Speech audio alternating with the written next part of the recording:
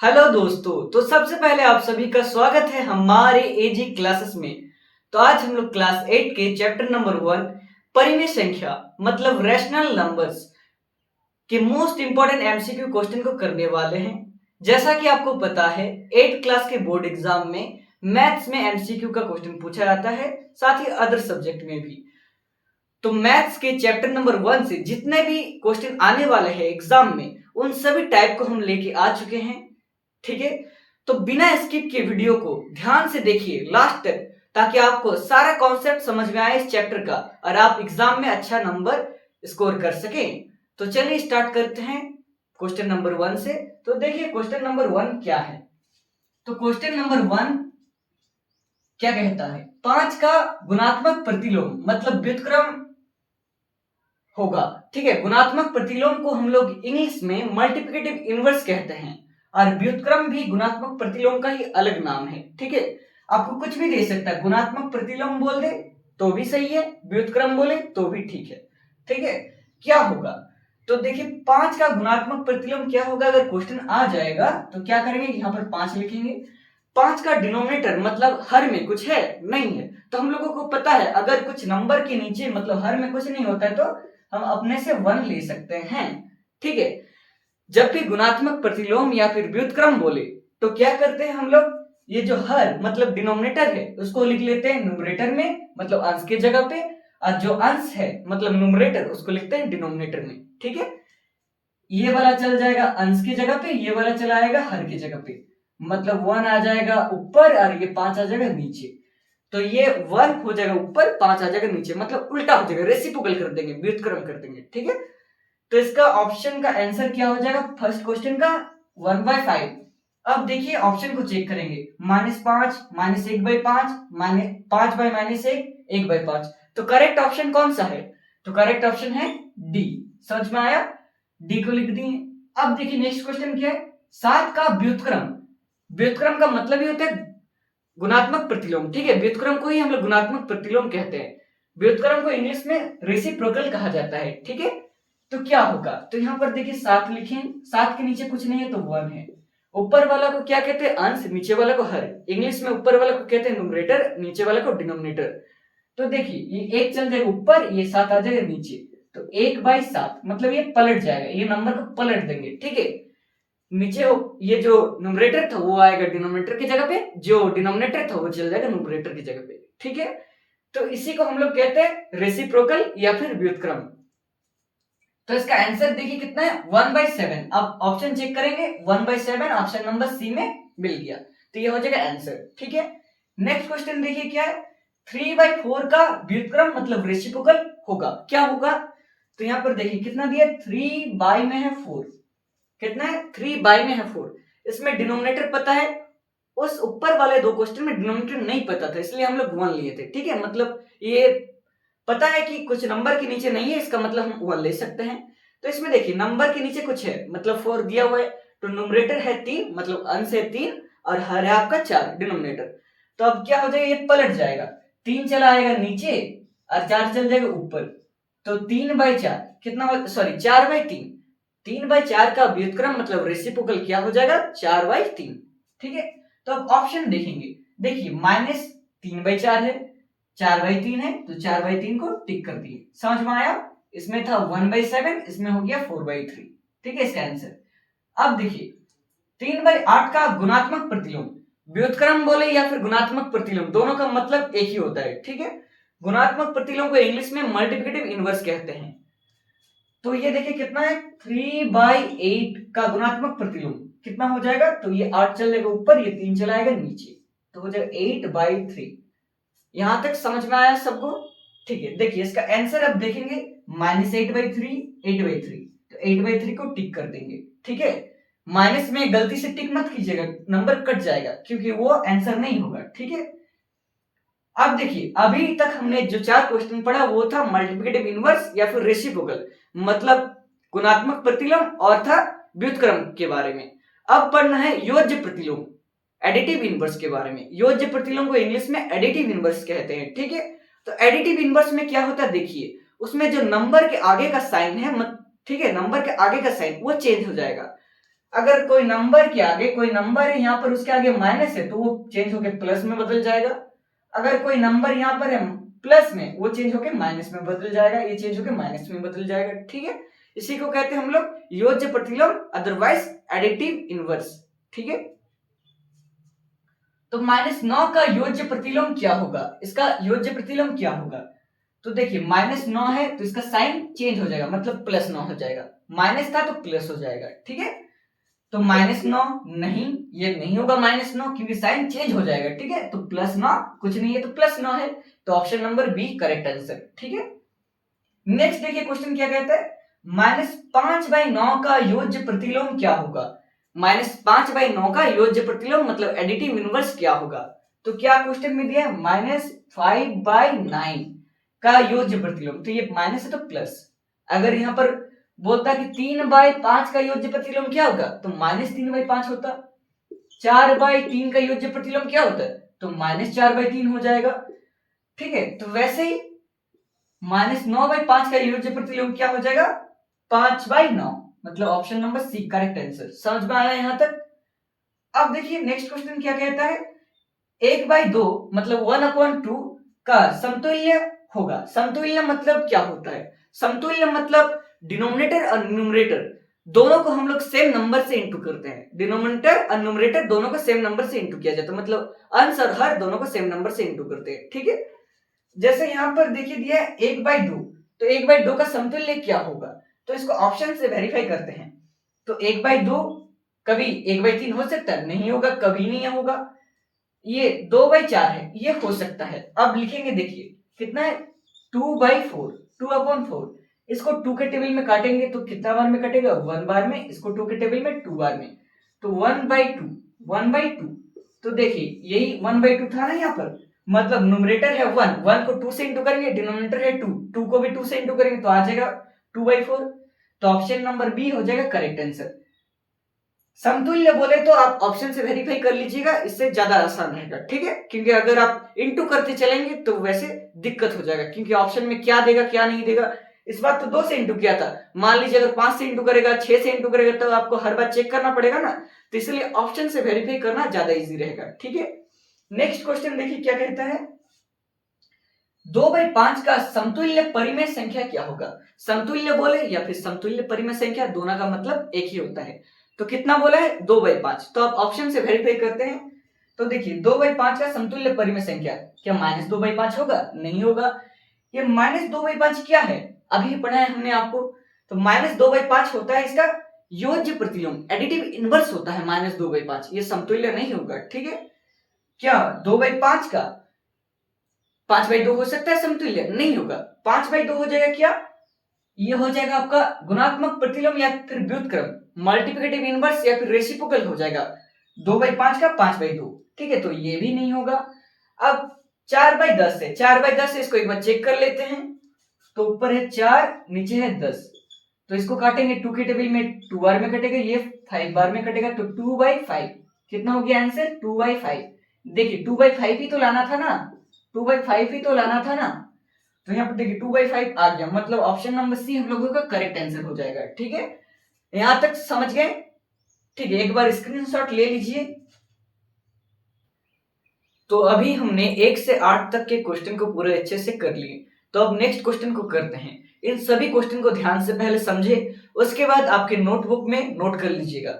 अगर नोट नहीं कीजिएगा, सिर्फ देखते रहने से आपका कॉन्सेप्ट क्लियर तो हो जाएगा, पर कुछ दिन बाद भूल जाएंगे। ठीक है, तो इसीलिए देखने के साथ साथ लिख भी लीजिएगा कॉपी में। ठीक है, पहले पूरा देखिए स्लाइड, उसके बाद लिख लीजिएगा। ठीक है, तो चलिए स्टार्ट करते हैं नेक्स्ट क्वेश्चन को। तो नेक्स्ट क्वेश्चन देखिए क्या है, शून्य का व्युत्क्रम रेसिप्रोकल है। शून्य का व्युत्क्रम क्या है? तो रेसिप्रोकल हम लोग कैसे निकालते थे, 0 कुछ नहीं है तो नीचे 1, तो ये 1 चल जाएगा न्यूमरेटर में, ये चला आएगा डिनोमिनेटर में, तो यहाँ पर हो जाएगा 1/0, 1/0। तो देखिए जब भी किसी नंबर के नीचे 0 आ जाए, मतलब डिनोमिनेटर में 0 हो, हर में 0 हो, तो उस संख्या को हम लोग डिफाइन नहीं कर सकते, वो नॉट डिफाइन होता है। हिंदी में इसे कहते हैं अपरिभाषित। तो इसका आंसर हो जाएगा ऑप्शन नंबर सी, अपरिभाषित। ठीक है, नेक्स्ट क्वेश्चन देखिए क्या है, ऐसी परिमेय संख्या जिसका कोई व्युत्क्रम नहीं है। ऐसा परिमेय संख्या जिसका कोई व्युत्क्रम नहीं है। तो अभी अभी हमने क्या पढ़ा, जीरो का व्युत्क्रम होता है, नहीं, नॉट डिफाइंड, तो हो जाएगा जीरो। जीरो का कोई व्युत्क्रम नहीं है, ठीक है। जीरो एक ऐसा परिमेय संख्या है जिसका कोई व्युत्क्रम नहीं है, ठीक है। नेक्स्ट क्वेश्चन देखिए, परिमेय संख्या जो अपने व्युत्क्रम के समान है, ऐसा परिमेय संख्या जो अपने व्युत्क्रम के समान है, ठीक है। तो अब ऑप्शन से वेरीफाई करेंगे। देखिए इसमें वन और जीरो, जीरो है तो ये हो ही नहीं सकता, क्योंकि जीरो का कोई व्युत्क्रम है नहीं है, तो वो एक जैसा कैसे हो सकता है, मतलब जीरो का व्युत्क्रम जीरो क्यों होगा, क्योंकि जीरो का तो व्युत्क्रम होता ही नहीं है ना, तो जीरो है तो नहीं होगी, इसमें भी जीरो और -1 था। अब देखिए वन और टू है, तो वन का व्युत्क्रम क्या हो जाएगा, नीचे कुछ नहीं है तो वन, ये चल जाएगा ऊपर वन, ये चलाएगा नीचे भी वन, मतलब वन का व्युत्क्रम वन ही होगा, तो वन तो हो सकता है। अब टू को चेक करेंगे, देखिए टू के नीचे कुछ नहीं है तो क्या है, वन है, तो अब ये टू चलाएगा नीचे और वन चला जाएगा ऊपर, 1/2। टू का व्युत्क्रम 1/2 है, एक जैसा तो नहीं है ना, समान नहीं है, 1/2, ठीक है।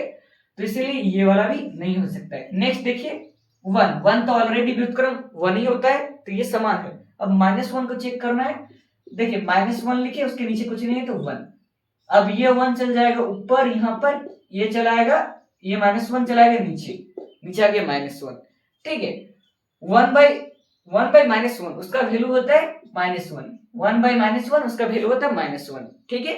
इसको ऊपर भी -1 से नीचे भी -1 से इंटू कर देंगे तो उसका आंसर आएगा -1। याद रखिएगा 1/-1 का वैल्यू -1 ही होता है। तो ये वाला भी सेम व्युत्क्रम है, -1 का व्युत्क्रम -1 ही आएगा, ठीक है। तो इसका मतलब ऑप्शन नंबर डी हम लोगों का करेक्ट आंसर हो जाएगा, ठीक है। नेक्स्ट क्वेश्चन देखिए, दो परिमेय संख्याओं का गुणनफल हमेशा डैश होता है, दो परिमेय संख्याओं का गुणनफल क्या होता है। तो पहला है पूर्ण संख्या होता है, बी नंबर प्रकृत संख्या होता है, सी नंबर अपरिमेय संख्या होता है, कि डी नंबर परिमेय संख्या होता है। तो देखिए जब मैंने, देखिएगा हम लोगों का चैनल पे है एजी क्लासेस में टाइप्स ऑफ नंबर में मैंने अच्छे से बताया था कि प्रकृत संख्या किसे कहते हैं, पूर्ण संख्या किसे कहते हैं, परिमेय संख्या किसे कहते हैं, पूर्णांक किसे कहते हैं, इन सभी के बारे में डिटेल्स में बताए हैं, तो एक बार उनको देख लीजिएगा, ठीक है, तो अच्छा रहेगा। तो अब देखिए दो परिमेय संख्याओं को जब भी गुना करेंगे तो हमेशा परिमेय संख्या ही मिलेगा, ठीक है। तो परिमेय संख्याओं को जब भी गुना किया जाता है परिमेय संख्या ही मिलता है, ठीक है। ये पूर्ण संख्या, प्रकृत संख्या, अपरिमेय संख्या नहीं होगा, ठीक। दो परिमेय संख्याओं के बीच में कितनी परिमेय संख्या होगी, दो परिमेय संख्या है, मान लीजिए यहां पर है दो परिमेय संख्या, एक है 1 एक है 2, तो इसके बीच में, ये बीच में कितना परिमेय संख्या हो सकता है, तो बीच में अनगिनत परिमेय संख्या हो सकता है, अनंत परिमेय संख्या, इनफाइनाइट, ठीक है। इनफाइनाइट परिमेय संख्या मतलब रैशनल नंबर हो सकता है दो रैशनल नंबर के बीच में, तो इसका आंसर हो जाएगा अपरिमित, मतलब अनंत, इनफाइनाइट, ठीक है। नेक्स्ट क्वेश्चन देखिए क्या है, -1/3 और 1/2 के बीच में, 1/2 का बीच का कौन सा संख्या नहीं है, ठीक है। देखिए फिर से, -1/3 और 1/2 के बीच का परिमेय संख्या कौन नहीं है, मतलब यहां पर है क्वेश्चन कहता है कि 1/3 -1/3 और 1/2, और 1/2 का बीच में से ये, इन दोनों के बीच में कौन ऐसा परिमेय संख्या है जो नहीं आता है, मतलब इन दोनों के बीच में नहीं आएगा। तो देखिए -1/6 को चेक करना है, तो इसको ऊपर वन को भी सॉरी नीचे का डिनोमिनेटर को 6 बनाना है, क्योंकि यहां पर देखिए डिनोमिनेटर क्या है, 6 है, तो डिनोमिनेटर को 6 कैसे बनाएंगे, ये -3 को 2 से गुना करेंगे तो 6 हो जाएगा, -1 को 2 से गुना करेंगे तो -2 हो जाएगा, ठीक है। देखिए -2 हो जाएगा, उसके बाद इसको भी बनाना पड़ेगा 6, इसको 3 से गुना करेंगे तो हो जाएगा 3, इसको गुना करेंगे तो 6, तो ये -2/6 से 3/6 तक रहेगा, तो ये वाला -1/2 तो इसके बीच में ही आ जाएगा ना, यहाँ पर अगर -2/6 है तो नेक्स्ट स्टेप पे हो जाएगा -1/6, तो ये तो हो सकता है, मतलब ये आंसर नहीं होगा, ये वाला आंसर नहीं होगा, ठीक है। बोला कि कौन नहीं हो सकता है, जीरो। देखिए एक नंबर है प्लस में, एक नंबर है माइनस में, तो प्लस और माइनस के बीच क्या होगा, जीरो तो होना ही है ना।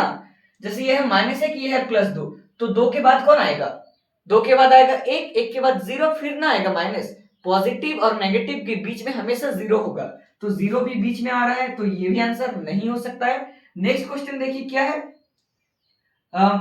नेक्स्ट ऑप्शन है -2/6, -2/6। अब देखिए -1/3 का ही वैल्यू हो जाएगा -2/6, तो ये तो बीच में नहीं आ रहा ना, ये तो ये पॉइंट को रिप्रेजेंट कर रहा है।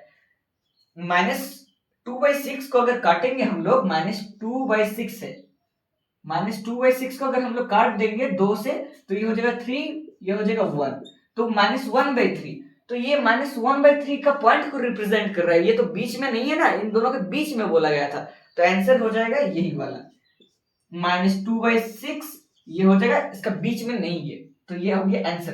क्वेश्चन को ध्यान से पढ़िए, बोला है बीच में नहीं है। अगर आप ओरल क्वेश्चन को पढ़ते गए ध्यान नहीं दिए कि सोचे कि इसके इसके बीच में परिमेय संख्या, तो डायरेक्ट पहला वाला ऑप्शन भी होगा, दूसरा वाला ऑप्शन भी होगा, तो ऐसे नहीं कीजिएगा, क्वेश्चन को अच्छे से पढ़ेंगे, उसके बाद ही आंसर का चेक करेंगे, ठीक है। नेक्स्ट देखिए, गुणनफल 1 प्राप्त करने के लिए 7/23 को किससे गुना करेंगे। बोलते हैं कि गुणनफल 1 प्राप्त करने के लिए 7/23 को किससे गुना करें। तो याद रखिएगा, जब भी गुणनफल 1 प्राप्त करना हो, कितना, गुणनफल 1 प्राप्त करना हो, तो उसको हमेशा नंबर का मल्टीप्लिकेटिव इनवर्स यानी कि गुणात्मक प्रतिलोम या फिर व्युत्क्रम से गुना किया जाता है, ठीक है। जब भी 1 प्राप्त करना हो तो व्युत्क्रम से गुना करते हैं उस नंबर को। तो यहाँ पर है 7/23, तो इसका व्युत्क्रम कितना हो जाएगा, 23/7, 7/23। देखिए, तो 7 से 7 कट जाएगा, 23 से 23 कट जाएगा, बचेगा 1। तो हमेशा याद रखिएगा, जब भी कोई नंबर का गुना करके 1 प्राप्त करना हो तो उसका व्युत्क्रम से हम गुना करेंगे, तो आंसर इसका क्या हो जाएगा, 23/7। तो option number C correct answer, ठीक है। नेक्स्ट क्वेश्चन देखिए, a + b = b + a कहलाता है। ये एक नियम है जो कि आप क्लास 6 से पढ़ते आ रहे हैं। a + b और b + a, देखिए इसका प्लेस को चेंज कर दिया, प्लेस को चेंज कर दिया, मतलब स्थान को चेंज कर दिया। पहले था इसमें a, इसमें पहले कर दिया b को, ये b बाद में था, उसमें b को पहले कर दिया, a को बाद में कर दिया, ठीक है। तो ये जोड़ का क्रम विनिमय नियम, ये क्रम को चेंज कर देता है, ठीक है, ये प्लेस को चेंज कर देता है, क्रम को, तो इसीलिए इसको कहते हैं जोड़ का क्रम विनिमय नियम। याद रखिएगा, अगर ये रहता ऐसे a into B = b into A, b into A, तो इसको बोलते हैं गुणन का क्रम विनिमय नियम। ये वाला भी याद रखिएगा, अगर a इंटू बी और = b इंटू ए हो तो उसके कहेंगे गुणन का क्रम विनिमय नियम, ये भी दे सकते हैं एग्जाम में। उसके बाद देखिए ऑप्शन बी, आंसर तो हम लोग ये वाला हो गया, पर ऑप्शन बी को भी समझ लेते हैं।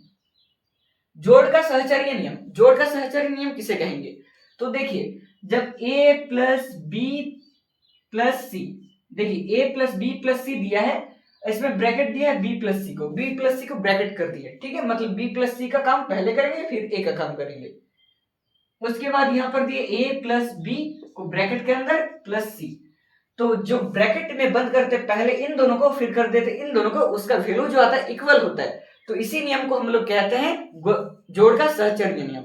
अगर ये गुना के टर्म में होता तो a इंटू बी इंटू सी रहता, b इंटू सी को हम लोग पहले गुना करते हैं, उसके बाद a से गुना करते हैं, उसका जो वैल्यू होता वो a इंटू बी को पहले गुना करने के बाद c से गुना करते, उसका वैल्यू सेम होता है। तो याद रखिएगा, जब ब्रैकेट को चेंज कर देते हैं इंटरचेंज, तो उसको कहते हैं हम लोग जोड़ का सहचर्य नियम जोड़ में और गुणन का सहचर्य नियम गुना में। उसके बाद ये वाला भी देख लीजिए, जोड़ का वितरण नियम, जोड़ का वितरण नियम किसे कहेंगे, तो उसको ध्यान से समझिए, जोड़ का वितरण नियम किसे कहेंगे। तो जोड़ का जो वितरण नियम है, मतलब यहां पर है a ब्रैकेट क्लोज किए, उसके बाद a, देखिए ये है नंबर a को इंटू कर रहे हैं, ब्रैकेट के बाहर कुछ नहीं है तो इंटू है, ठीक है, b + c, तो इसको देखिए वितरण करेंगे, मतलब अलग अलग डिवाइड हो जाएगा, ठीक है। तो ये a को इसके साथ भी गुना करना होगा, तो a into b bracket close किए प्लस a को हमको अब c के साथ भी गुना करना होगा, पहले a को b के साथ गुना करेंगे फिर a को c के साथ गुना करेंगे, a इंटू सी। तो ये वाला जो नियम है ना, इस नियम को ही कहते हैं गुणन का वितरण नियम, सॉरी जोड़ का वितरण नियम, ठीक है। जोड़ का वितरण नियम में हमेशा बीच में प्लस रहेगा, ठीक है। अगर बोले कि गुणन का वितरण नियम, तो गुणन का वितरण नियम में ये वाला प्लस भी हो सकता है यहाँ पर और माइनस भी हो सकता है। गुणन का वितरण नियम में प्लस भी हो सकता है, माइनस भी हो सकता है। एक बात याद रखिएगा, अगर सेम ऐसा दे दे क्वेश्चन, ये वाला क्वेश्चन दे दे और पूछे कौन सा नियम है, तो आप याद रखिएगा ये जोड़ का वितरण नियम और गुणन का वितरण नियम दोनों ही हो सकता है। तो ऑप्शन नंबर सी में देगा ए एंड बी बोथ, मतलब ए और बी दोनों हो सकता है, ठीक है। और अगर बाय चांस यहां पर कर दिया माइनस, यहां पर क्या कर दिया माइनस, ठीक है, तो इस जगह में माइनस हो जाएगा, तो इसे बोलेंगे जोड़ का वितरण नियम नहीं, इसे बोलेंगे गुणन का वितरण नियम, क्योंकि गुणन में जोड़ और घटाव दोनों हो सकता है, पर जोड़ में सिर्फ जोड़ी हो सकता है, ठीक है। तो इसे कहेंगे गुणन का वितरण नियम। फिर से स्क्रीनशॉट ले लीजिए और अपने नोटबुक में जरूर लिख लीजिएगा। तो आशा करते हैं अभी तक हमने जितने भी क्वेश्चन किए वो सभी आपको बहुत अच्छे से समझ में आया।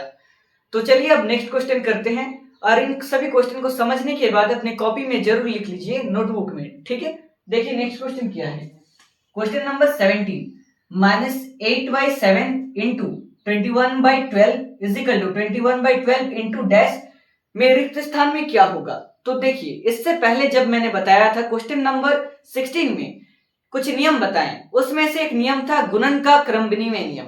गुणन का क्रम विनिमय नियम में क्या था, a into B is equal to B into A, मतलब b को पहले लाते थे फिर a को। तो ये वाला सेम क्वेश्चन है। यहाँ पर देखिए 21/12 को पहले लिख दिया, फिर लिखेंगे किसको, -8/7। तो देखें -8/7, ऑप्शन नंबर ए पे डायरेक्ट आंसर लिख दिए।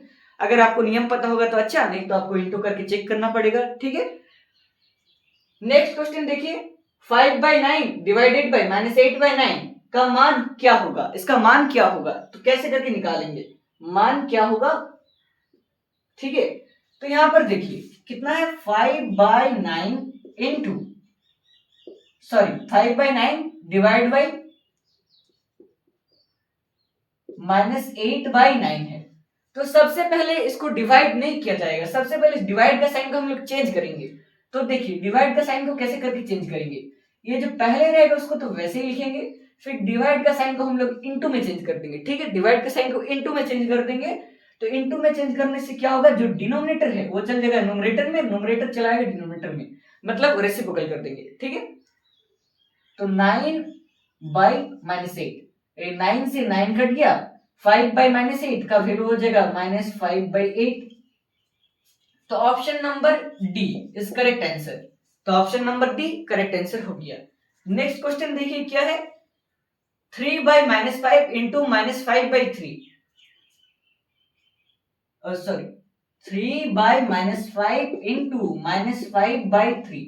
तो देखिए -5 को -5 से काट दिए, उसके बाद 3 को 3 से काट दिए, तो क्या आ गया 1। क्या क्या आंसर 1। 3 को 3 से 1 बार में काटेंगे, -5 को 5 से 1 बार में काटेंगे, 1 इंटू 1 कितना हो जाएगा 1। तो आंसर आ जाएगा इसका 1। तो +1 कहाँ है, यहाँ पर +1 है, तो आंसर हो गया ये वाला। समझ में आया। नेक्स्ट क्वेश्चन देखिए 20 नंबर क्वेश्चन क्या कहता है, 13 डिवाइड बाई 25 13/25 डिवाइडेड बाई 1/5 कितना है, 13/25 डिवाइडेड बाई 1/5। तो इसको कैसे करके हम लोग डिवाइड करते हैं, सबसे पहले साइन को करेंगे चेंज।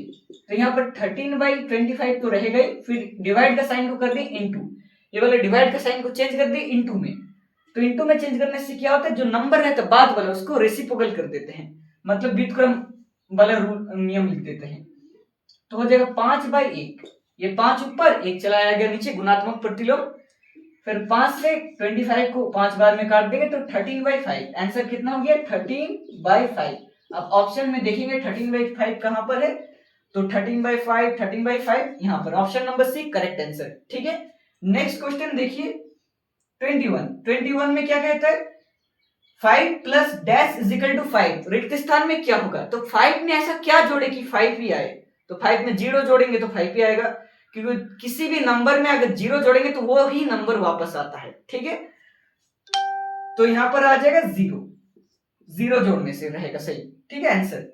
नेक्स्ट क्वेश्चन देखिए -6 प्लस -6, तो क्या कहता है -6, ब्रैकेट हटा दिए -6, अब प्लस है ब्रैकेट में है -6, ये देखिए ब्रैकेट में तो माइनस हटाएंगे सबसे पहले, मतलब ब्रैकेट को हटाएंगे तो -6। इसमें देखिए ब्रैकेट हटाएंगे तो क्या होगा, प्लस माइनस -6।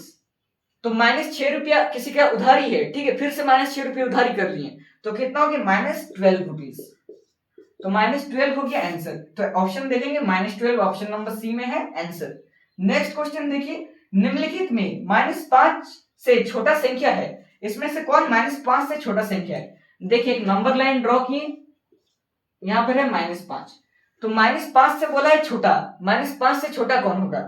तो याद रखिएगा नंबर लाइन में जितना हम लोग राइट टू लेफ्ट आते हैं, राइट से लेफ्ट आते हैं, उतना ही घटते जाता है वैल्यू, उतना ही क्या होते हैं, वैल्यू घटते जाता है, और जितना लेफ्ट टू राइट जाता है उतना वैल्यू बढ़ते जाता है।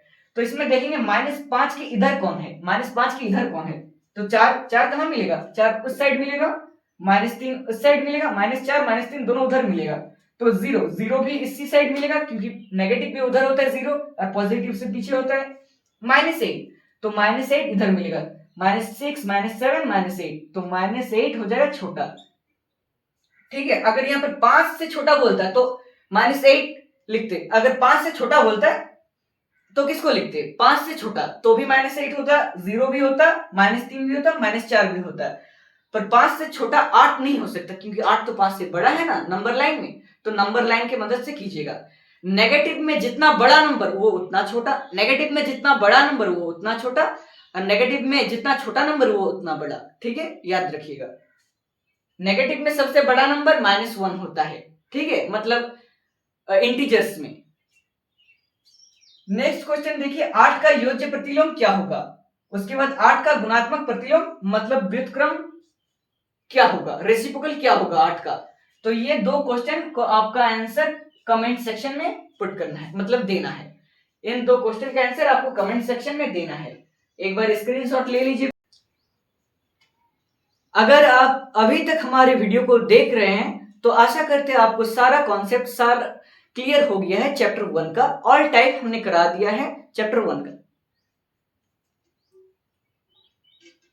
अगर आप अभी तक हमारे वीडियो को देख रहे हैं तो आशा है कि आप सारे क्वेश्चन को अच्छे से किए हैं। ऑल टाइप हमने करा दिया है क्वेश्चन को। अगर आप वीडियो को बिना स्किप किए पूरा देखें तो हर एक कॉन्सेप्ट आपका क्लियर हो चुका है। अब आप नोटबुक में लिख भी लीजिए इन सभी क्वेश्चन को, ताकि आपका एग्जाम तक याद रहे, ठीक है। तो आज हमने पहला चैप्टर नंबर 1 को कंप्लीट कर दिए हैं, ठीक है। आज डेट हो रहा है, डेट है आज का 23 फेब, ठीक है, 23 फेब। आपका एग्जाम का डेट शायद 2 मार्च को होने वाला है, 2 मार्च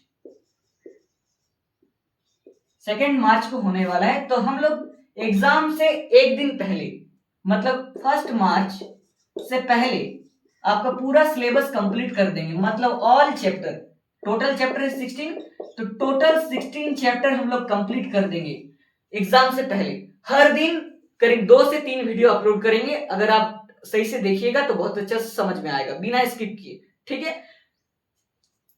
टोटल आपका इस साल जो एग्जाम का पैटर्न है, तो